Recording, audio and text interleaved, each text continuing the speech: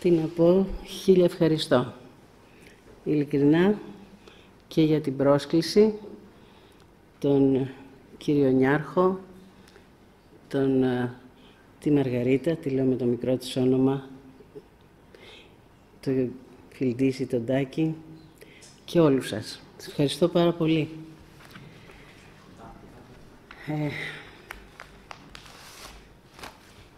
Έχω και κάποιο βοηθητικό εδώ υλικό, μήπως και χρειαστεί. Κανείς δεν ξέρει.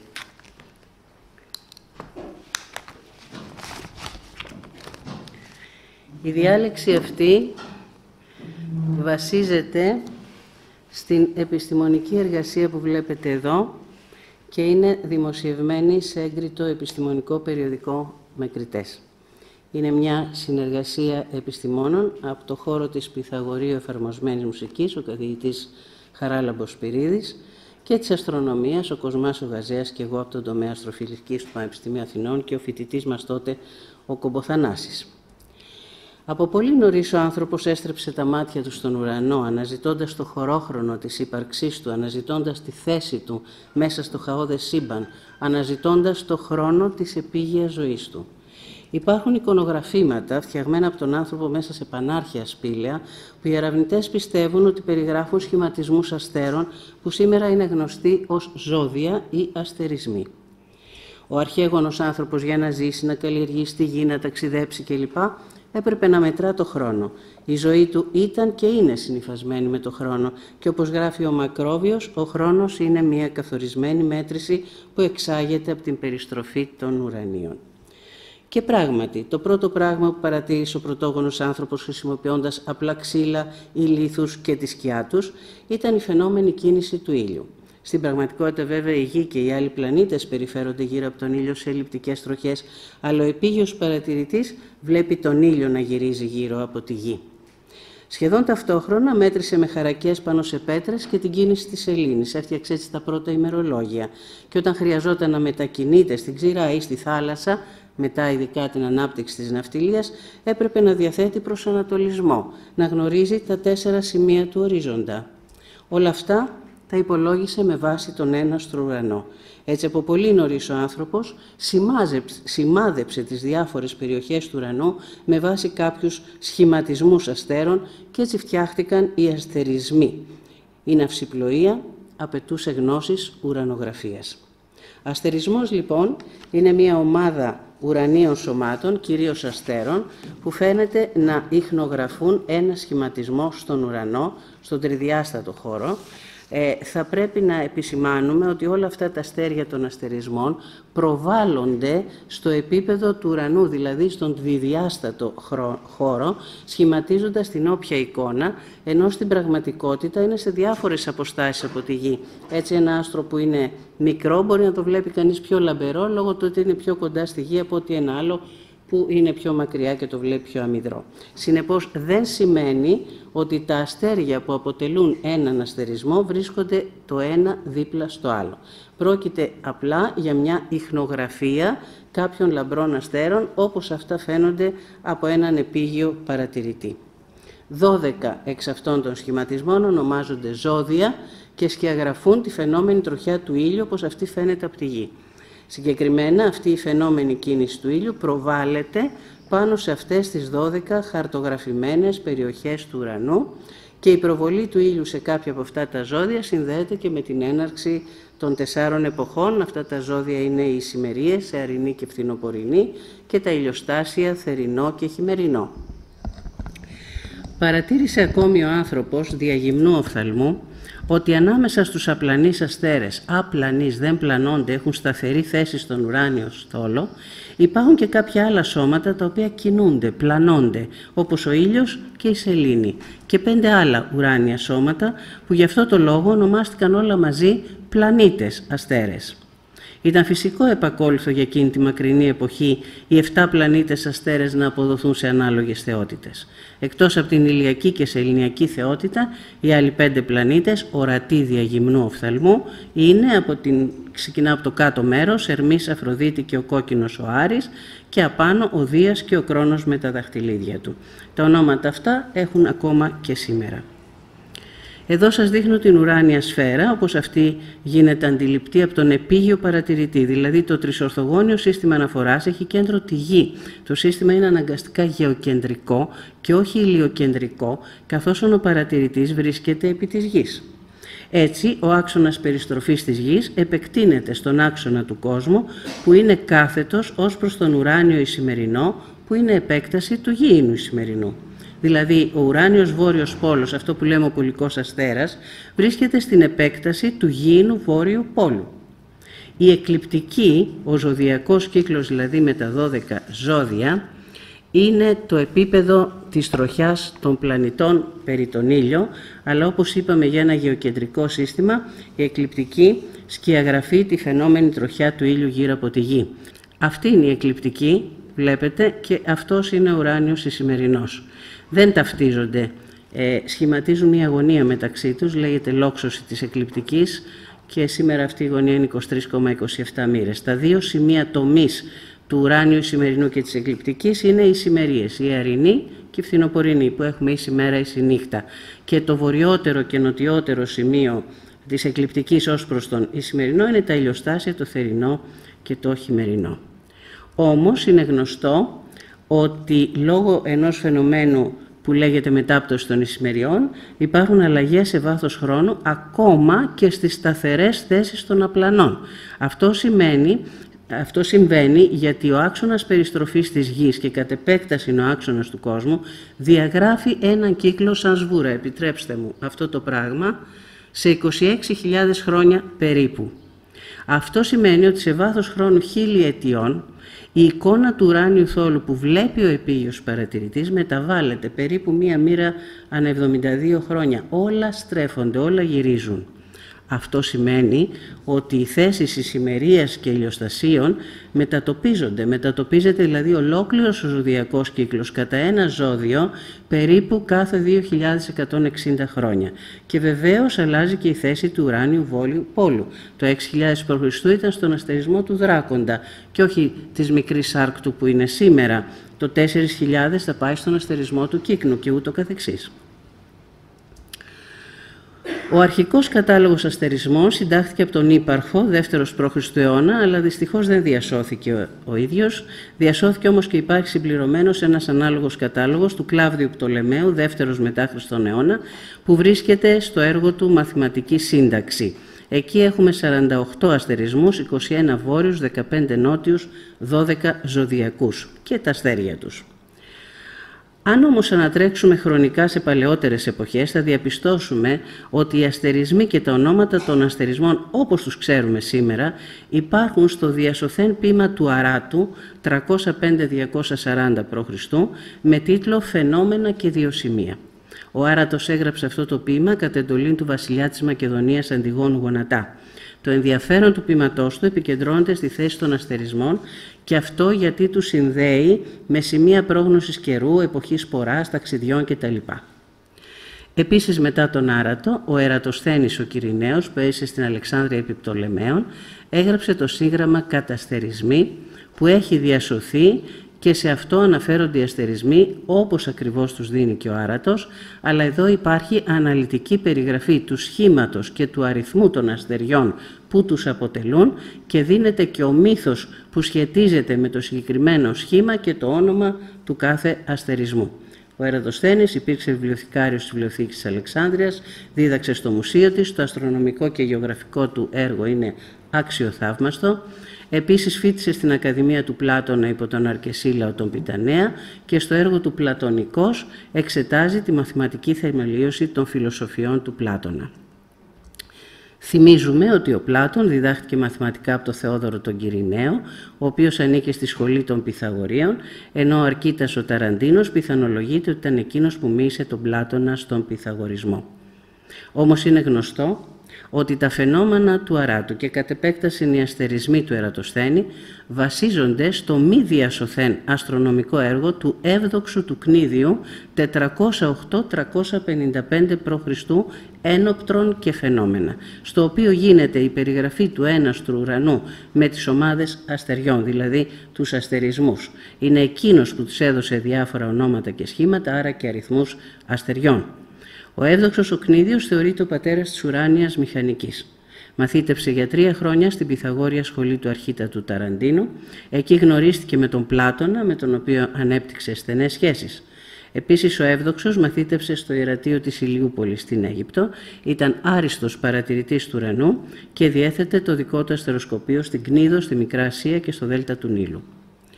Ο Πυθαγόρας ο Σάμιος ίδρυσε στον Κρότονα της Κάτω Ιταλίας μια ισχυρή επιστημονική αλλά και θρησκευτικοπολιτική σχολή. Γνωρίζουμε ότι συσχέτιζε την αρμονία των μουσικών ήχων με την τάξη και την αρμονία του σύμπαντος. Έτσι εισήγαγε τη μουσική αρμονία των σφαιρών.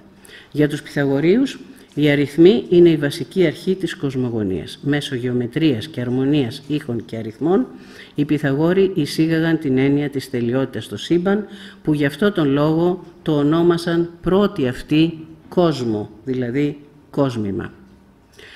Ο Πυθαγόρας μαθήτευσε κοντά στο Φερεκίδη, τον Αναξίμανδρο, το Θαλή, έμεινε στην Αίγυπτο στα ιερατεία της Ηλιούπολης, της Μέμφυδας, της Διόσπολης, ήρθε σε επαφή με τους Πέρσες ιερείς, τους λεγόμενους μάγους, μαθήτευσε δίπλα στη Θεμιστόκλεια, την ιέρεια των Δελφών κλπ. Η μετάδοση της επιστημονικής γνώσης μεταξύ των μεμοιημένων οπαδών του Πυθαγορισμού εγίνετο δια του συμβολισμού κατά μίμηση των κατεύθυνοι ιερατείων. Γι' αυτό οι θεμελιώδεις αρχές της μουσικής επιστήμης παρέμειναν κρυφές και αρρήκτως συνδεδεμένες με σημεία, σύμβολα, αριθμούς, αστέρια, προκειμένου να προστατευτούν αλήθειες και ιδανικά, τα οποία εναντία περιπτώσει παρερχομένου του χρόνου θα υφίσταντο διαστρέβλωση. Η αποκάλυψη των αρχών οποιασδήποτε επιστήμης στους μη μεμοιημένους απειγορεύεται επί ποινή θανάτου, διότι ούτε πάντα της πάση ρητά. Παρόλα αυτά, υπήρξαν Έλληνες φιλόσοφοι, τραγικοί, ποιητές, οι οποίοι δίδασκαν κρυφά μύθο-φιλοσοφούντες κάποιες απόκρυφες διδασκαλίες και καλυμμένες δι' αριστοτεχνικού, φιλοσοφικού, αλληγορικού τρόπου, δηλαδή ενός κωδικοποιημένου μηνύματος απευθυνόμενου προς τους μεμοιημένους. Γνώστης λοιπόν αυτής της Πυθαγόριας προσέγγισης του σύμπαντος κόσμου ήταν ο Εύδοξος, που μας άφησε ως παρακαταθήκη τη χαρτογράφηση του ουρανού. Ο Άρατος διέσωσε μέσω της ποίησης το έργο του Ευδόξου και ο Ερατοσθένης στο έργο του Καταστερισμοί έδωσε την περιγραφή αυτών των αστερισμών με τον αριθμό των αστεριών που αποτελούν τον κάθε αστερισμό. Συνολικά οι αστερισμοί που περιγράφονται από τον Ερατοσθένη είναι 44, αλλά σε κάποιες περιπτώσεις 2 ή 3 αστερισμοί περιγράφονται μαζί ως ενιαίο σύνολο. Αν τους διαχωρίσουμε, ο αριθμός είναι 48, δηλαδή ο ίδιος με τον αριθμό που δίνει ο ύπαρχος και ο Κλάβδιος Πτολεμαίος, και επίσης και τα ονόματα είναι τα ίδια. Το πρώτο πράγμα που παρατηρήσαμε σε αυτή τη μελέτη ήταν ότι η σειρά παρουσίασης των αστερισμών και στον Άρατο και στον Ερατοσθένη ήταν ακριβώς η ίδια. Και αν ο Άρατος αναγκάζεται να δώσει αυτή τη σειρά γράφοντας ένα ποίημα λόγω στίχων, ομοιοκαταληξίας, μέτρου κτλ., ο Ερατοσθένης δεν έχει τέτοιους περιορισμούς. Κι όμως η σειρά παρουσίασης των αστερισμών είναι ακριβώς η ίδια. Αυτός πρώτος, αυτός δεύτερος, αυτός τρίτος κτλ. Το δεύτερο πράγμα που παρατηρήσαμε, κοιτώντας την ουράνια σφαίρα, ήταν ότι σε αυτή την παρουσίαση αστερισμών δεν υπήρχε τυχαιότητα. Ακολουθούνται 5 συγκεκριμένες διαδρομές, δημιουργώντας 5 ομάδες αστερισμών. Κοιτάξτε τις κόκκινες διακεκομμένες γραμμές. Οι 4 εξ αυτών των ομάδων ξεκινούν από τον ουράνιο βόρειο πόλο και καταλήγουν επί του ζωδιακού κύκλου της εκλιπτικής. Και η 5η, η οποία δεν φαίνεται εδώ, εκτείνεται στα νότια του ζωδιακού κύκλου, ανατολικά-δυτικά του τριγώνου του Ορίωνα ή, αν θέλετε, του λαμπρότερου αστέρα του ουρανού του Σύριου. Σας παρουσιάζω εν συντομία τις 5 αυτές ομάδες. Ομάδα πρώτη ξεκινά από το βόρειο πόλο με τις Άρκτους, πρώτα η μεγάλη, μετά η μικρή, και τον Δράκοντα. Η περιγραφή συνεχίζει διαμέσου του εγώναση, του γονατιστού, του επωνομαζόμενου Ηρακλή, καθώς λένε, όπως γράφει ο Ερατοσθένης, του βορείου Στεφάνου, του Οφιούχου και του Όφη που παρουσιάζονται μαζί και φτάνει στο ζωδιακό κύκλο στο Σκορπιό. Δεύτερη ομάδα. Ξεκινά πάλι από το Βόρειο Πόλο, άρα τώρα κάτω από τη Μεγάλη Άρκτο, την οποία καλούν και άμαξα, όπως γράφει ο Όμηρος, δηλαδή από το Βοότη, τον οδηγό της Βοηδάμαξας, και κατεβαίνει προς το ζωδιακό κύκλο στην Παρθένο. Στη συνέχεια κινείται επί του ζωδιακού, αλλά αντί να πάει κανονικά Λέοντα, Καρκίνο, Δίδυμη, πάει αντίθετα Δίδυμη, Καρκίνος, Λέοντα, και στη συνέχεια κάνει ένα άλμα και πάει στον Ενίοχο και τον Ταύρο. Τρίτη ομάδα. Ξεκινώντας πάλι την περιγραφή από το Βόρειο Ουράνιο Πόλο, συγκεκριμένα από τον Κυθέα, η διαδρομή συνεχίζει προς την Κασιόπη, Ανδρομέδα, Ίππος ή Πήγασος, καταλήγοντας πάλι στο ζωδιακό στον Κριό, στο Δελτωτό που είναι στην πλάτη του Κριού και στους Ιχθύες. Όμως στη συνέχεια η περιγραφή συνεχίζει με τον Περσέα που βρίσκεται βόρεια του ζωδιακού κύκλου και επανέρχεται στο ζωδιακό στις Πλιάδες. Οι Πλιάδες είναι ένα αστρικό νεφέλωμα, η γνωστή Πούλια, που βρίσκεται στην πλάτη του Ταύρου. Σήμερα δεν είναι ξεχωριστός αστερισμός, ανήκει στον Ταύρο. Ανακύπτει πάλι το ερώτημα, γιατί μετά τον Ίππο δεν ακολουθείται η φυσιολογική σειρά εμφάνιση στον αστερισμό, γίνεται αυτό το μπρος-πίσω, και αν είπαμε ο Άρατος το κάνει γιατί είναι ποίημα, γιατί το κάνει και ο Ερατοσθένης που δεν είναι ποίημα. Ομάδα 4.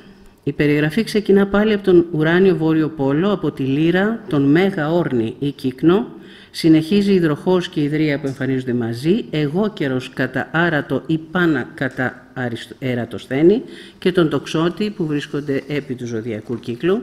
Στη συνέχεια, κάνοντας έναν κύκλο προς τα βόρεια εκ νέου, περιγράφονται οι αστερισμοί Βέλος, Αετός και Δελφίνη. Και πάλι οι τρεις αυτοί αστερισμοί δεν περιγράφονται σύμφωνα με τη σειρά εμφάνισής τους. Σε αυτή την ομάδα ανήκει το θερινό τρίγωνο. Είναι ένα ισοσκελές τρίγωνο, ορατό διαγυμνού οφθαλμού, που σχηματίζεται από τρία λαμπρά αστέρια, τον Αλτάιρ του Αετού στην κορυφή, τον Βέγγα της Λύρα και τον Τενέπ του Κύκνου ως βάση.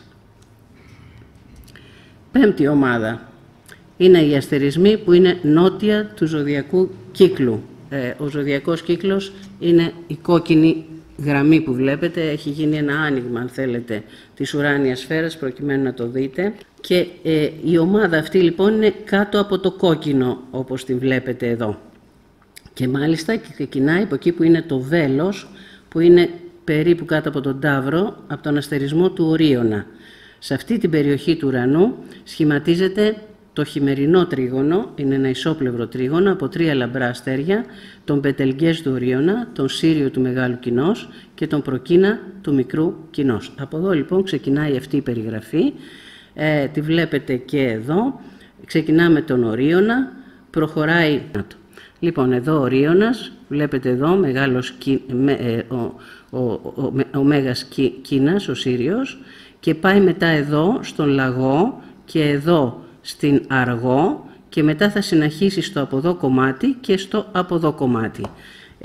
Στο ανατολικό μέρος, ως στο Μεγάλο Κίνα Σύριο, Κήτος, Ποταμός, Ηριδανός και Μέγας ή Νότιος Ιχθύς, και μετά στο δυτικό κομμάτι Βωμός, Νέκταρ ή Θητήριο, Κένταυρος και Θηρίο που εμφανίζονται μαζί, Ύδρα, Κρατήρ και Κόραξ επίσης ως ενιαία ομάδα, και τελευταίος ο μικρός Κίνας, ο Προκίων, φτάνοντας πάλι στο τρίγωνο του Ορίωνα, κάνοντας πάλι αυτά τα μπρος πίσω, και ο ένας και ο άλλος, επαναλαμβάνω. Ο αριθμός 5 που αντιστοιχεί στις ομάδες των αστερισμών είναι ένας σημαντικός Πυθαγόριος αριθμός, καθώς είναι ο γάμος κατά παράθεση, η πρόσθεση δηλαδή, του πρώτου άρτιου και του πρώτου περιττού αριθμού. Το 5 είναι 2 και 3, διότι η μονάδα δεν λογίζεται ως αριθμός, αλλά ως γεννήτορας των αριθμών για τους Πυθαγορείους. Επίσης, ο αριθμός 5 είναι το αναλογούν δίκαιον για τους φυσικούς αριθμούς της δεκάδας, γιατί είναι ο μέσος όρος τους. Το βλέπετε, 1 και 2 και 3 και τα λοιπά, δια 9, 45 δια 99, 5, και επίσης σχετίζεται με τη μουσική αρμονία, χαρακτηριζόμενος ως τροφός. Επίσης, σύμφωνα με τους Πυθαγορείους, το 5 δομείται εκ δύο τετραγώνων. Είναι το 4 και 1. Το τετράγωνο είναι το 2 στο τετράγωνο, δηλαδή το 2 επί 2, το 1 επί 1, 1, άρα 4 και 1, 5. Παρατηρούμε ότι αυτή ακριβώς η δομή της πεντάδας, 4 και 1, τη συναντάμε εδώ. Λαμβάνονται 4 ομάδες αστερισμών που ξεκινούν από το βόρειο ουράνιο πόλο και κατελήγουν νότια επί του ζωδιακού, και μία ομάδα αστερισμών που εκτείνεται ανατολικά-δυτικά με κέντρο το λαμπρότερο αστέρα του ουρανού, τον Σύριο. Ο Ερατοσθένης αναφέρει αναλυτικά τον αριθμό των αστεριών που ανήκουν σε κάθε αστερισμό που περιγράφει. Αν τους αθροίσουμε, βγαίνει το νούμερο 720. Το 720 είναι βέβαια το 2 επί 360, το τέλειο σχήμα για τους Πυθαγόριους, ο κύκλος, 360 μοίρες, το ιδανικό σχήμα του κόσμου, η σφαίρα, αλλά επίσης το 720 είναι το 1 επί 2 επί 3 επί 4 επί 5 επί 6, 6 παραγοντικό όπως το λέμε στα μαθηματικά. Ο αριθμός 6 είναι τέλειος αριθμός για τους Πυθαγορείους, διότι 6 δια 6 1, 6 δια 3 2, 6 δια 2 3 και 1 και 2 και 3 ίσον 6. Επίσης ισούται με το εμβαδόν του Πυθαγορείου τριγώνου, το οποίο έχει κάθετες πλευρές 3 και 4 και υποτείνουσα 5. Το εμβαδόν του είναι 6. Αλλά η κίνηση του ήλιου επί του ζωδιακού κύκλου ορίζει την έννοια του χρόνου, το ηλιακό έτος, και όπως τονίζει ο Πλάτων, χρόνος ηλίου κίνησης μέτρων φοράς. Και ένα ηλιακό έτος είχε 360 μέρες και 5 εμβόλυμες μέρες κατά τους Αιγύπτιους και 360 μέρες στην ουράνια σφαίρα ισοδυναμούν με 24 ώρες από την εποχή του Πτολεμαίου και ακόμα το 24ωρο στην ομηρική εποχή χωρίζεται σε 6 μοίρες, Ιός, μέσον ήμαρ, δίλη, εσπέρας, μέση νύχτα, αμφιλίκη. Επίσης, μία τετρακτής που συμβολίζει τον κόσμο αναφέρεται από τον Πλούταρχο. Μπορείτε να δείτε τα κόκκινα στο κάτω μέρος, οι 4 πρώτοι άρτιοι αριθμοί, 2, 4, 6, 8 και οι 4 πρώτοι περιττοί, 1, 3, 5, 7, δομούσαν την τετρακτήν κατά τον Πλούταρχο. Το άθροισμα αυτών των 8 αριθμών είναι 36 και ο Πλούταρχος εθεώρει αυτήν ως τετρακτήν, την οποία ονόμαζε κόσμον και μάλιστα περιστρεφόμενο. Αλλά βεβαίως το 36 είναι το 6 επί 6, δηλαδή το 6 εις το τετράγωνο. Και ακόμα, όπως είδαμε, ο συνολικός αριθμός των αστεριών, το 720, κοιτάξτε στο πάνω μέρος, μπορούμε να τον δούμε και σαν 2 επί 10 επί 36, δηλαδή υπάρχει το 36 και υπάρχει και το 10. Το 10 βέβαια είναι η ιερά τετρακτής, 1 και 2 και 3 και 4 ίσον 10. Αυτός ο αριθμός 36 που αντιστοιχεί στον κόσμο λοιπόν πηγάζει από τον ιερό αριθμό 6, ο οποίος συμβολίζει την ψυχή του κόσμου. Είναι το 6 1 και 2 και 3 και ταυτόχρονα 1 επί 2 επί 3. Το 1 επί 2 επί 3 είναι το 3 παραγοντικό. Ή σε όρους μουσικής το 6 αναλύεται σε σειρά των 5 βασικών αρμονικών μουσικών διαστημάτων, τα βλέπετε με το κόκκινο χρώμα, δηλαδή το 6 είναι ο πυρήνας της χρωματικής μουσικής κλίμακας με αυτά τα αρμονικά διαστήματα διαπασών, δια 5, δια 4, μεγάλη χρωματική τρίτη και μικρή χρωματική τρίτη. Επ' ευκαιρία, για να δούμε και τα άλλα παραγοντικά των ιερών αριθμών 1, 2, 3, 4 και 5. 1 παραγοντικό ίσον 1, η ιερή μονάδα, η αρχή των πάντων. 2 παραγοντικό, 1 επί 2, 2, το θήλυ που γεννά τους άρτιους αριθμούς. Το 3 βεβαίως είναι το 1 και 2, είναι το άρεν που γονιμοποιεί το θήλυ και κάνει τους περιττούς αριθμούς. Το 3 παραγοντικό το είπαμε, 1 επί 2 επί 3, η ψυχή του κόσμου, το 6. 4 παραγοντικό, τα μπλε, η περιστροφή της γης 24 ώρες, γιατί το 4 παραγοντικό είναι το 24. Το ημερονύκτιο, 24 ώρες στο αιγυπτιακό ημερολόγιο. Ο κύκλος, 24 ώρες, 2 πιακτίνια ή 360 μοίρες. Ο κύριος Νιάρχος γνωρίζει ότι η ορθή αναφορά την μετράμε σε ώρες στις ουρανογραφικές συντεταγμένες και όχι σε μοίρες. 5 παραγοντικό στην τελευταία σειρά μας κάνει 120. Το αιγυπτιακό ημερολόγιο, το ηλιακό έτος έχει 360 μέρες, στο τέλος του έτους έχει 5 συμπληρωματικές μέρες που είναι αφιερωμένες σε εισάριθμες θεότητες, 5 μέρες επί 24 ώρες, 120 ιερές ώρες. Επίσης οι Αιγύπτιοι είχαν 3 εποχές που καθοριζόντουσαν από τις πλημμύρες του Νείλου, 3 εποχές, 360 μέρες δια 3, 120 ημερόνυχτα. Το 6 παραγοντικό το είπαμε, είναι το 720, αλλά επίσης αυτό, κοιτάξτε τα κόκκινα, το 720 μπορούμε να το δούμε και σαν 24 επί 30, δηλαδή ένας ελληνιακός μήνας, 30 μέρες, έτσι 29,5, σε ώρες. Είναι το 24 ώρες επί 30 μέρες, μας κάνει αυτό, δηλαδή ο αριθμός των απλανών αστέρων ισούται με τον συνολικό αριθμό των ωρών ενός σεληνιακού μήνα. Ας δούμε όμως και το παραγοντικό του ιερού αριθμού 7. Είναι 720 επί 7, 5.040. 720 ο αριθμός των απλανών αστέρων, 7 ο αριθμός των πλανητών αστέρων. Το γινόμενο Πυθαγόριος γάμος μεταξύ αυτών είναι το 5.040. Σας θυμίζει τίποτα αυτός ο αριθμός? Ο αριθμός 5.040 αναφέρεται από τον Πλάτωνα στην αλληγορία του γεωμετρικού ή γαμικού ή νηφικού αριθμού πολιτεία και στους νόμους, όπου εκφράζει το πλήθος των κατοίκων της ιδανικής κοινωνίας των μαγνήτων. Δηλαδή, ο Πυθαγόριος γάμος των 7 θεοτήτων πλανητών με τους 720 απλανείς αστέρες του σφαιρικού στερεώματος δημιουργούν αυτό τον αριθμό των ανθρώπων. Μετά από όλη αυτή την ανάλυση, σας παρουσιάζω σε πίνακα τους αστερισμούς με τον αριθμό αστεριών του καθενός κατά ερατοσθένη, τηρώντας αυστηρά την κοινή σειρά παρουσίασης των αστερισμών κατά αρατο και ερατοσθένη, 5 στήλες, 5 ομάδες επί της ουράνιας σφαίρας. Οι 2 πρώτες ομάδες έχουν από 7 αστερισμούς η καθεμιά, η τρίτη 9, η τέταρτη 8 και η τελευταία 11. Για να μπορέσουμε να το συζητήσουμε, απλώς έχω κάνει σε 2 μέρη για να μεγαλώσω τα γράμματα τον πίνακα. Έχω βάλει εδώ τους πρώτους, αν θέλετε, 35 αστερισμούς και εδώ τους υπόλοιπους. Σχεδόν λοιπόν στο κέντρο του πίνακα, τρίτη στήλη, τέταρτη γραμμή, είναι ο ύπος, η Πήγασος. Σύμφωνα με μία εκδοχή του μύθου, ο καλπασμός του ύπου, δηλαδή η σκόνη που αφήνει, διαγράφει τη γαλαξιακή ζώνη, το γαλαξία μας.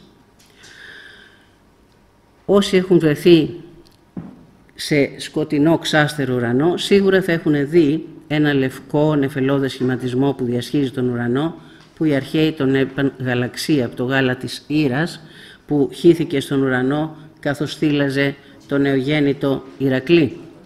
Ο όρος γαλαξίας προέρχεται από τον γάλα και άξονα, διεθνώς βέβαια τον λέμε Milky Way, τον δικό μας γαλαξία, ακριβώς είναι η γαλακτική οδός, ενώ οι υπόλοιποι ονομάζονται γαλαξίες. Ο γαλαξίας μας λοιπόν οριοθετείται από τους διδύμους και τον τοξότη, τα ζώδια των ησημεριών του 6 με 4.000 π.Χ. Αυτή η οριοθέτηση, αν θέλετε, φαίνεται στον πίνακα, καθώς διαγώνια του ύπου που δημιουργεί τον γαλαξία φαίνονται οι δίδυμοι και ο τοξότης. Ενώ η άλλη διαγώνιος που σχηματίζεται από τον υδροχόο Ιδρία και τον Λέοντα, τα ζώδια των ηλιοστασίων του 4 με 2.000 π.Χ. Επίσης, ο Πήγασος βρίσκεται ανάμεσα στα ζώδια των ηλιοστασίων του 2000 με 1 μετά Χριστόν, Καρκίνος και Εγώκερος, ονομάζονται πύλες του ουρανού από τον Πλάτωνα, ενώ στο κάτω μέρος βρίσκεται ο Κριός, το ζώδιο της ερηνής ημερίας της ιδίας περίοδου, και ακριβώς από κάτω το Δελτωτό, δηλαδή το γράμμα Δέλτα. Σε αυτή τη χαρτογράφηση του ουρανού, όπως βλέπετε, ο Κριός έχει στην πλάτη του το Δελτωτό, το γράμμα Δέλτα. Θυμίζουμε ότι ο αριθμός 4 είναι Δέλτα, γράφεται με το Δέλτα, έτσι. Και ο Λουκιανός στο έργο του Πράσης Βίων αναφέρει ότι η τετρακτής γεωμετρικός εκφράζεται δια του τελείου τριγώνου του ισοσκελούς. Συνεπώς, στο κέντρο του πίνακα βρίσκεται το τρίγωνο της περίοδου 2000 π.Χ. 1 μετά Χριστόν, Καρκίνος, Κριός, Εγώκερος, πλαισιωμένο από ένα τετράγωνο με διαγώνιες τους διδύμους τοξότης ημερίες του 6 με 4.000 π.Χ. και υδροχόος Λέων ηλιοστάσια του 4 με 2.000 π.Χ. ενώ το Δελτωτό, το σύμβολο της Ιεράς Τετρακτείας, είναι τοποθετημένο πολύ διακριτικά στην άκρη αυτών των σχηματισμών τρίγωνο-τετράγωνο, σχεδόν στο κέντρο του πίνακα. Σημειωτέων ότι το αντίστοιχο ζώδιο της φθινοπορεινής ησημερίας του 2000 π.Χ. μετά Χριστόν είναι ο Σκορπιός, τον βλέπετε κάτω αριστερά. Ο Σκορπιός λέει στάλθηκε από τους θεούς να τιμωρήσει τον Ορίωνα γιατί είχε κάνει κάτι απρέπειες και αλληλοσκοτώθηκαν και έγινε τόσο μεγάλη καταστροφή που οι θεοί τους τοποθέτησαν αντιδιαμετρικά στον ουράνιο θόλο, ώστε όταν ο ένας ανατέλει ο άλλος να δει, για να μην ξανασυναντηθούν ποτέ και να μην ξαναγίνει τέτοια καταστροφή. Αυτό το βλέπετε και εδώ. Αντιδιαμετρικά ο Σκορπιός και ο Ορίωνας. Ο ένας είναι κάτω αριστερά και ο άλλος πάνω δεξιά. Προσθέτοντας τον αριθμό των αστεριών κάθε μιας από τις 5 στήλες, τις ομάδες δηλαδή των αστεριών αυτών, κατά τον Ερατοσθένη, έχουμε αυτούς τους αριθμούς 113, 123, 157, 133 και 194. Είναι γνωστό ότι οι Πυθαγόροι έδιναν μεγάλη σημασία στους μουσικούς λόγους, αναλογίες δηλαδή, των αριθμών. Μελετήσαμε λοιπόν αυτούς τους λόγους αυτών των αριθμών μεταξύ τους, βλέπετε εδώ αναλυτικά τα αποτελέσματα και διαπιστώσαμε ότι όντως έχουν στοιχεία μουσικής αρμονίας. Επαναλαμβάνονται 6 συγκεκριμένοι μουσικοί λόγοι που τους βλέπετε στην πάνω γραμμή. Αυτοί οι 6 επαναλαμβάνονται με ακρίβεια πρώτου δεκαδικού αριθμού. Παρατηρούμε ακόμη ότι, κοιτάξτε τα κόκκινα, οι λόγοι που σχηματίζονται μεταξύ του αριθμού των αστεριών της 5ης στήλης και των υπολείπων 4, θυμίζω ότι η 5η στήλη είναι αυτή που έχουμε ανατολικά-δυτικά του Σύριου, σε σχέση λοιπόν αυτή σε αναλογία με τις άλλες 4, είναι τα κόκκινα, δίνουν μουσικά διαστήματα που συνδέονται με το διάστημα 5ης, δηλαδή το 3 δεύτερα. Το βλέπετε. Επίσης, το Πυθαγόριο άθροισμα, δηλαδή το γινόμενο μεταξύ των 4 μουσικών διαστημάτων που προέκυψαν από τους συνδυασμούς των 4 τώρα άλλων στυλών που ξεκινάνε από το βόρειο πόλο, βγαίνει αυτό το 2 πρώτα που βλέπετε, έτσι, προσεγγίζει την οκτάβα, το διαπασόν. Στο κάτω μέρος έχουμε πάρει ανά 2 τους συνδυασμούς, δηλαδή πήραμε τον 4-1 και 1-2 μαζί, που είναι το αριστερό κάτω κομμάτι και βγάζει αυτό το 4 τρίτα, είναι το τετράχορδο, και τους άλλους 2, 2-3 και 3-4, που βγαίνει το διάστημα 5ης, το 3 δεύτερα. Αλλά αυτό σημαίνει, βλέπετε τα κόκκινα γράμματα απάνω, αυτό που λέει ο φιλόλαος. Επαληθεύεται ή εμφανίζεται.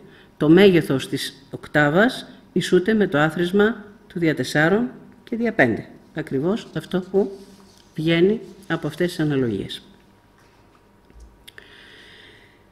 Με τη θεωρία της αρμονίας των σφαιρών που συνδυάζει την κοσμική αρμονία με τη μουσική αρμονία, ο Πυθαγόρας συνδέει την αστρονομία με τη μουσική. Η τετρακτής είναι η βάση της Πυθαγόριας διδασκαλίας που πρέσβευε ότι οι ήχοι των ουρανίων σωμάτων συνθέτουν μια κοσμική μουσική, γιατί οι αποστάσεις και οι ταχύτητες των πλανητών και των απλανών αστέρων διέπονται από τους ίδιους αριθμητικούς λόγους που παράγουν και τη συμφωνία των ήχων. Επομένως, κατά τους Πυθαγορείους, το μυστικό της μουσικής και της κοσμικής αρμονίας κρύβεται στις σχέσεις των 4 πρώτων φυσικών αριθμών 1, 2, 3, 4 και βάσει αυτής ορίζονται τα μουσικά διαστήματα, οι μουσικοί λόγοι, τους βλέπετε εδώ. Επιτρέψτε μου να τους πω μόνο σαν μαθηματικά, 2 πρώτα, 3 δεύτερα, 4 τρίτα, 3 πρώτα, 4 πρώτα. Η ορολογία είναι γραμμένη δίπλα. Το άθροισμα των όρων της Πυθαγορείου τετρακτίως δίνει βέβαια το 10. Κατά τον Αριστοτέλη, οι περισσότεροι των ανθρώπων μετρούν μέχρι το 10 και μετά επαναδιπλώνουν, 10 και 1 κτλ. Κατά παρόμοιο τρόπο, κατά την αρρύθμιση, οι άνθρωποι επαναδιπλώνουν και επί τον αριθμό 100 και μετά 101 κτλ. Αλλά κοιτάξτε να δείτε, 1 στον κύβο, δηλαδή στο 3 που βλέπετε και 2 στο 3 κτλ. Δηλαδή το άθροισμα των κύβων της Ιεράς Τετρακτίως κάνει 100. Το άθροισμα τώρα των τετραγώνων των όρων της Πυθαγορείου τετρακτίως, αυτό που λέει 1 στη Δευτέρα, 2 στη Δευτέρα κτλ. Βγάζει 30. 30 όμως είναι οι μέρες του σεληνιακού μήνα. 29,5 μέρες είναι ο συνοδικός σεληνιακός μήνας. Οι 12 μήνες τότε για να κρατήσουν το 29,5 πηγαίνανε εναλλάξει 29 και 30 μέρες για οι 12 μήνες ώστε να, βγει να διατηρηθεί το 29,5. Και πάμε στο άθροισμα των τετάρτων δυνάμεων των όρων της Πυθαγορείου τετρακτίως. Το λέει 1 στην Τετάρτη, 2 στην Τετάρτη κτλ. 354. Αλλά είναι 12 μήνες επί 29,5 μέρες, είναι 354. Δηλαδή είναι η διάρκεια του σεληνιακού έτους. Λοιπόν, αυτοί οι αριθμοί της Ιεράς Τετρακτίως συμπίπτουν με αριθμούς αστεριών κάποιων αστερισμών. 2, ο Ιερός Όφης. 3. Δελτωτό, σύμβολο τετρακτίος και μικρός κίνας οπροκείων που προαναγγέλει την Ανατολή του Σύριου, ύψιστη Αιγυπτιακή θεότητα. 4. Αετός, το σύμβολο του Δία, κυρίαρχου των Επιουρανίων. Βέλος, το θανατηφόρο βέλος του Άδη, κυρίαρχου της Χθόνιας θεότητας. Βωμός, ηθητήριο, έκφραση της θρησκευτικής λατρείας. 10. Θηρίο, το οποίο κρατά στο χέρι το κένταυρος Χείρον, ο Μέγας Διδάσκαλος. Και ο ιερός Κρατήρ, τον οποίο φυλάει η Ύδρα, τον Νερόφιδο, και ο ένας εκ των διδήμων που είναι η Διόσκουρη.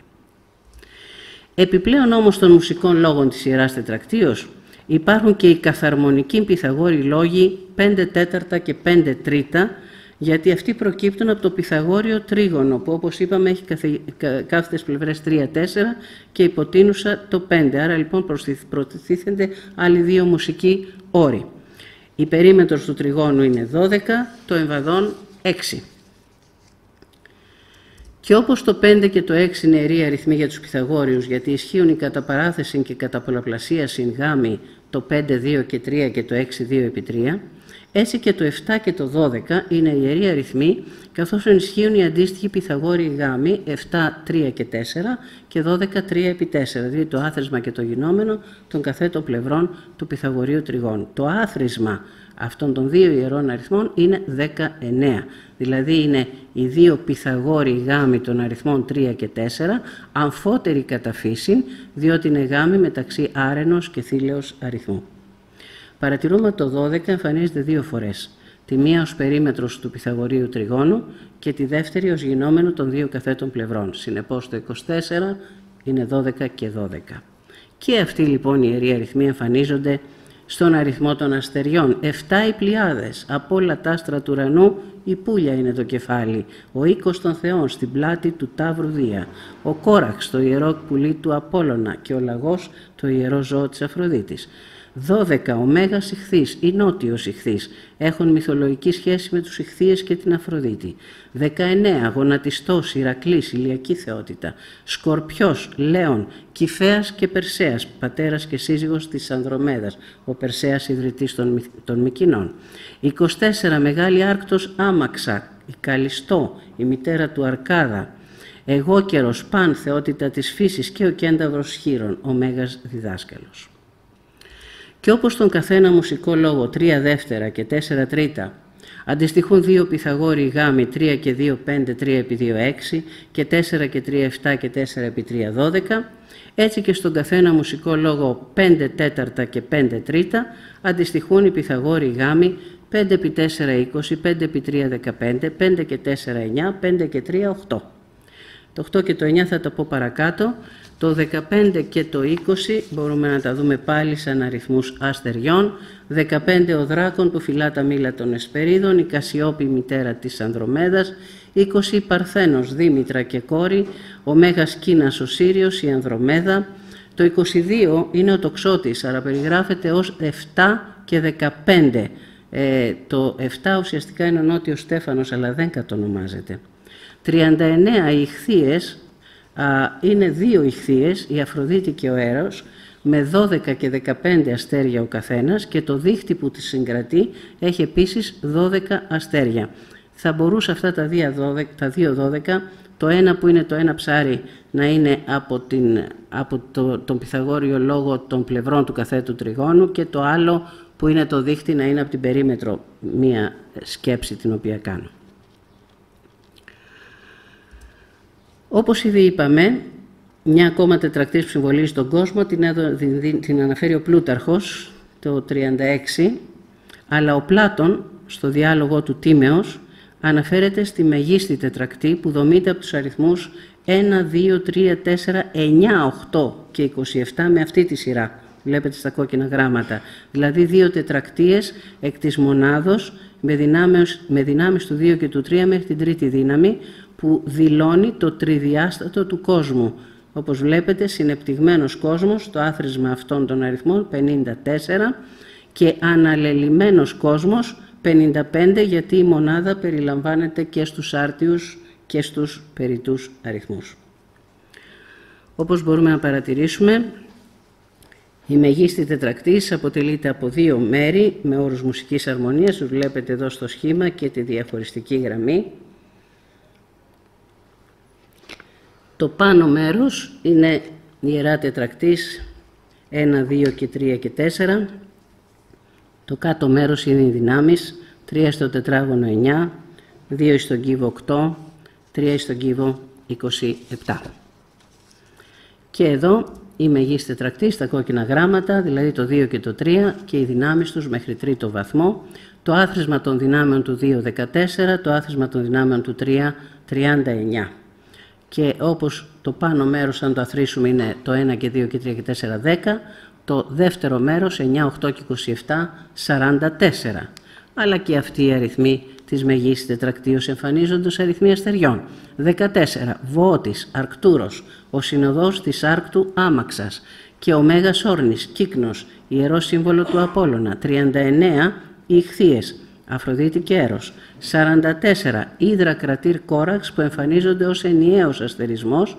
Η Ύδρα είναι ο φύλακας του Ιερού Κρατήρα, τον οποίο προσπάθησαν επιτυχώς να αποσπάσει ο Κόρακας, σταλμένος από τον Απόλλωνα. 9. Βόρειος Στέφανος, γαμήλιο δώρο του ύφεστου στην Αριάδνη. Δελφίνη, σύμβολο του Ποσειδώνα ή οι 9 μούσες. Και ο ένας εκ των διδήμων, που είναι η Διόσκουρη. 8. Η μικρή Άρκτος. 7 και 1 ο πολικός 8. Αρκάς, ο γεννήτορας των Αρκάδων. Η Νίοχος είναι ο Εριχθόνιος, ο όφης της θεάς Αθηνάς. Η Λύρα, η μουσική αρμονία, δώρο του Θεού Ερμή στον Απόλλωνα, η ορφική λύρα. 27. Η Ύδρα, το νερόφιδο που φυλά τον Ιερό Κρατήρα. Και η Αργό, το καράβι που επαναφέρει το χρυσόμαλο δέρας του Ιερού Κρυού. Κατά αναλογία, όπως το 2 και 3, 5 και 2 επί 3, 6, έχουμε τώρα το άθροισμα και το γινόμενο αυτών των καινούριων στοιχείων που είναι τα τετράγωνα και οι κύβοι του 2 και του 3. Τετράγωνα, 2 στο τετράγωνο και 3 στο τετράγωνο, 4 και 9 μας κάνει 13. 4 επί 9 μας κάνει 36, δηλαδή ο κόσμος κατά τον Πλούταρχο. Το 13 εμφανίζεται στους αριθμούς των αστερισμών. Είναι το Κήτος, ο τιμωρός του Ποσειδώνα, και ο ποταμός ή Ηριδανός. Ομοίως για τους κύβους, τρίτες δυνάμεις, 2 στον κύβο και 3 στον κύβο, μας κάνει 8 και 27, 35, και 8 επί 27 μας κάνει το 6 στον κύβο. Για να πάρουμε τώρα και τους συνδυασμούς χιαστή, όπως δείχνει το σχήμα. Πάνω μέρος, 2 και 9, 11, 2 επί 9, 18, 3 και 4, 7, 3 επί 4, 12. Το άθροισμα των αθροισμάτων, 11 και 7, 18. Το γινόμενο των γινωμένων, 12 επί 18, πάλι 6 στον κύβο. Το 18 υπάρχει στους αστερισμούς. Είναι ο Καρκίνος, ο Ιερός Καραβαίος, είναι ο Ταύρος, ο Δίας, είναι ο Ιερός Ίππος, ο Πίγασος, γιος του Ποσειδώνα και της Μέδουσας. Και το κάτω χίασμα, το 4 και 27, 31.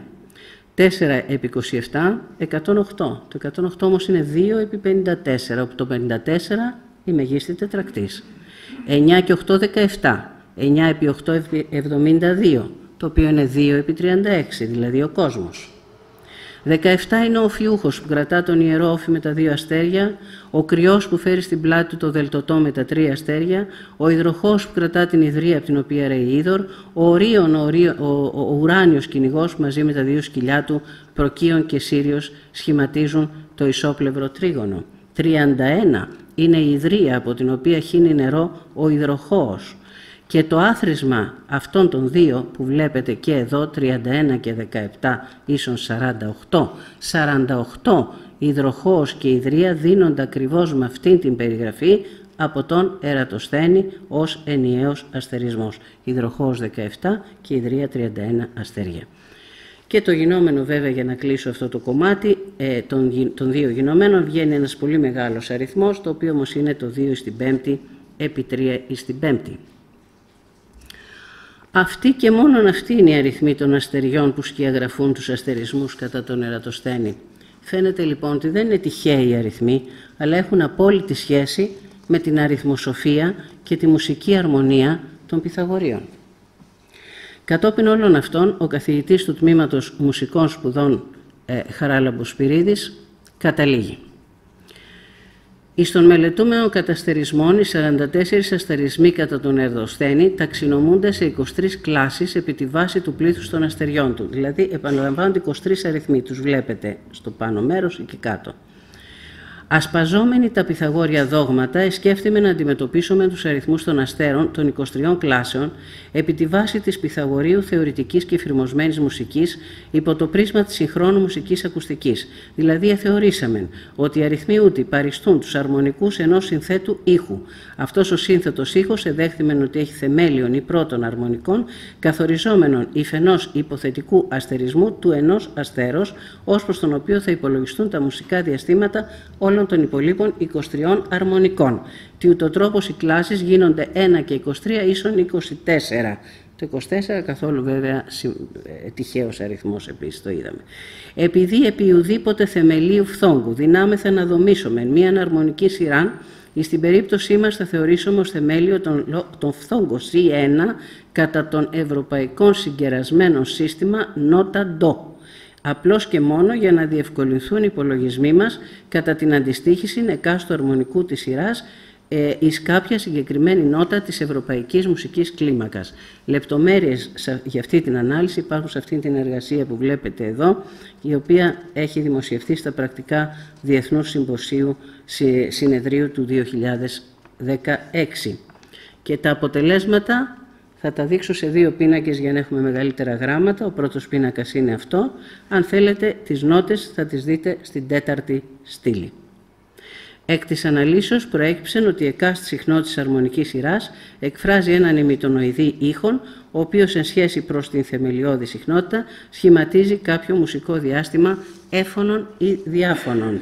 Έχουμε δηλαδή μια παρτιτούρα του ουρανού. Αυτό είναι το δεύτερο μέρος.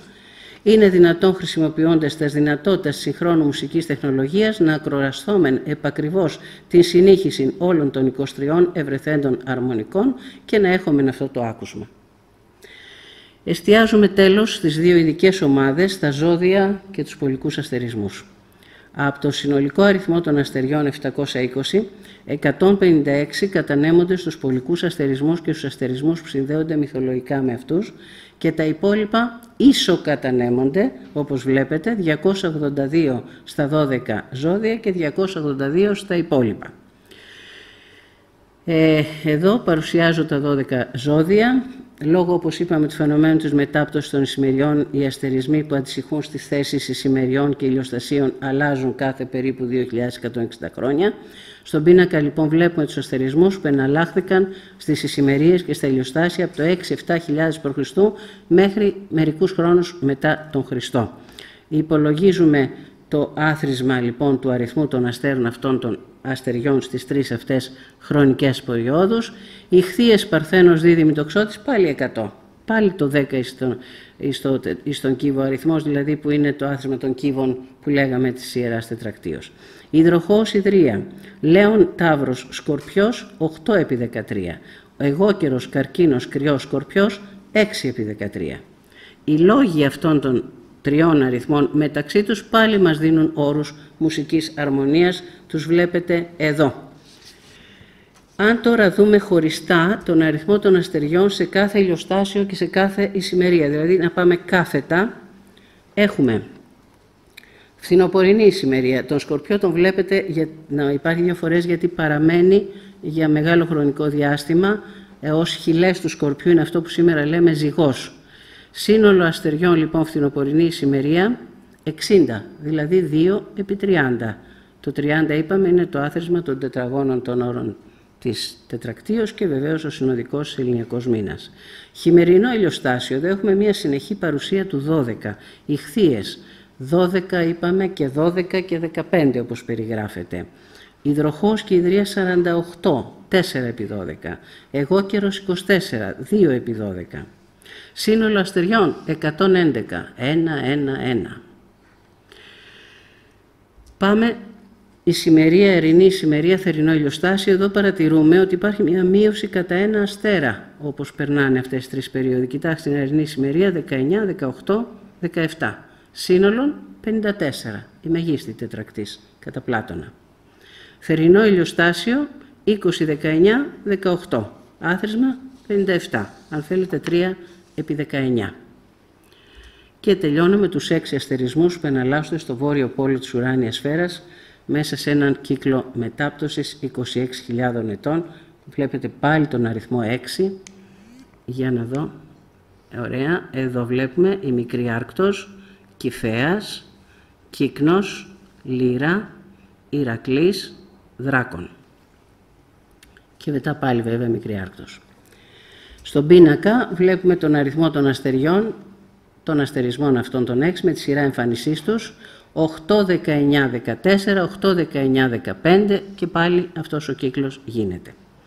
Επίσης, όπως βλέπετε, αυτοί οι αριθμοί των 6 πολικών αστερισμών, αναλυόμενοι όπως τους δίνει στην περιγραφή του Ερατοσθένης, έχουν να κάνουν με τους αριθμούς 3 και 4, δηλαδή με τις κάθετες πλευρές του Πυθαγορείου τριγώνου. Συνολικά, το άθροισμα των αστέρων αυτών των αστερισμών που καλύπτουν τη θέση του ουράνιου βόρειου πόλου σε έναν πλήρη κύκλο μετάθεση, δηλαδή να ξεκινήσουμε από τη μικρή άρκτο και να ξαναβάλουμε και τη μικρή άρκτο για να κλείσουμε τον κύκλο, βγαίνει 91. Αλλά το 91 είναι 55 και 36, δηλαδή ο αναλελειμμένος κόσμος κατά Πλάτωνα και ο κόσμος κατά Πλούταρχο. Αλλά υπάρχει μυθολογική σχέση μεταξύ του Κυφαία και της Κασιόπης και της Ανδρομέδας που είναι η σύζυγος και η κόρη του. Αν αθροίσουμε τα αστέρια αυτών των 3 αστερισμών, μας βγαίνει 54, δηλαδή ο συνεπτυγμένος κόσμος κατά Πλάτωνα. Κατά αντιστοιχεία μυθολογική σχέση υπάρχει μεταξύ μικρής και μεγάλης άρκτου, είναι μητέρα και γιος. Αθροιστικά ο αριθμός των αστεριών τους είναι 32, δηλαδή 2 εις την πέμπτη, αλλά η μεγάλη άρκτος Άμαξα ακολουθείται από τον αστερισμό του Βοώτη Αρκτούρου, είναι ο αρκτοφύλακας όπως τον αποκαλεί ο Ερατοσθένης, οδηγός δηλαδή των 7 βοδιών της Άμαξας. Αν βάλουμε λοιπόν και τον αρκτοφύλακα θα μας βγει ο αριθμός 46. Αν συνεπώς αθροίσουμε τα αστέρια, όχι μόνο αυτών των πολικών, αλλά πάρουμε την οικογένεια του Κυφαία και την οικογένεια της Άρκτου μαζί, μας βγαίνει πάλι ο αριθμός 100. Πάλι δηλαδή το άθροισμα των κύβων της Ιεράς Τρακτίος. Και βεβαίως αν προσθέσουμε και τους υπολείπους θα βγει ο αριθμός 156, το 12 επί 13 αν θέλετε. Επειδή όπως είδαμε αυτά οι αριθμοί αυτοί έχουν σχέση, είδαμε με το 3 και το 4, και επειδή αυτοί είναι και οι όροι που δίνουν τη μουσική αρμονία κατά τους Πυθαγορείους, πήραμε τους λόγους αυτών των αριθμών, δηλαδή πήραμε όλους αυτούς τους 6 αστερισμούς με τα αστέρια τους σε συνδυασμό. Βλέπετε λοιπόν όντως ότι προέκυψαν μουσικοί λόγοι. Αυτοί οι μουσικοί λόγοι όντως μεταξύ τους προέκυψαν αυτοί. Είναι το διαπασόν και Πυθαγόριο τριμητόνιο, δια 4 και μικρό κόμμα, δια 4 μειωμένο καταλήμα και δια 4 επαυξημένο καταλήμα. Αυτά τα μουσικά διαστήματα απεικονίζονται εδώ σε τόξα επί του πολικού κύκλου, που προσεγγιστικά, τα βλέπετε τα τόξα εδώ, 4 τρίτα, 4 τρίτα στο τετράγωνο, 4 τρίτα στον κύβο, και κοιτάξτε, αντιδιαμετρικά είναι οι ίδιοι μουσικοί λόγοι, η ίδια νότα αν θέλετε. Το Πυθαγόριο άθροισμα αυτών των μουσικών διαστημάτων που σας έδειξα τώρα, το βλέπετε στην κάτω γραμμή, είναι 12 τετράχορδα, 4 τρίτα στη 12η, ή 5 οκτάβες. 2 πρώτα, το 4,98 είναι 5. Δηλαδή είναι ακριβώς αυτό που γράφει ο Τίμεος στον Πλάτωνα, που παρουσιάζει μια μουσική κλίμακα, είναι στην πάνω σειρά, που λέει ότι ένα διάστημα 4 διαπασών συν 1 πέμπτη συν 1 μείζωνα τόνο μας κάνει ακριβώς 5 οκτάβες. Οι συμπτώσεις είναι πολλές. Οι Πυθαγόριοι αριθμοί δεν μπορεί να αμφισβητηθούν. Οι όροι της μουσικής αρμονίας με ό,τι αυτοί σημαίνουν εισβάλλουν στην αριθμητική περιγραφή του έναστρου ουρανού, αφενός διαμέσου των αστεριών, που είναι μια σύνθεση της ύλης που κοσμεί τα επουράνια, τον κόσμο, και αφετέρου του χρόνου, είτε της κίνησης των επουρανίων μέσω του τέμπο της μουσικής αρμονίας, γιατί όπως γράφει ο Πλούταρχος, ο Θεός υπέταξε την ύλην εις σχήματα και την κίνηση εις περιόδους. Έκανε ταυτοχρόνως την πρώτην κόσμον και την δευτέραν χρόνων. Αμφότερε είναι εικόνες του Θεού, της ουσίας του ο κόσμος, της αηδιότητάς του ο χρόνος. Σας ευχαριστώ.